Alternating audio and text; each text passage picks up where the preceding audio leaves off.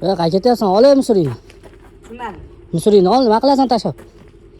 Sizga nima musor tashlaydigan nima bo'lmagandan keyin Ay. tashlaman. Yasab qo'y bo'lmasa bitta. Menmi? Ha?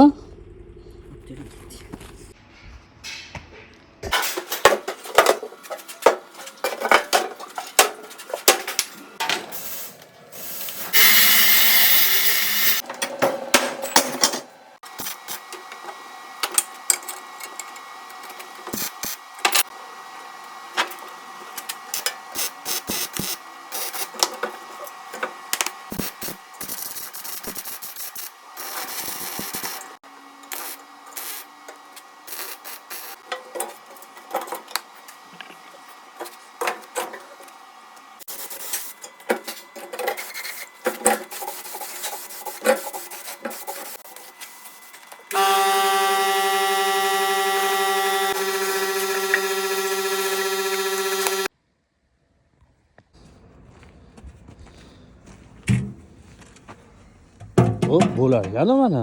Bo'ldimi aka? Bo'ldi. Yana shunaqadan bir 5-10 ta joyga tarqatib olasizmi yasab? Yasaymiz aka, yana 50 ta joyga qo'yamiz, bo'ladimi?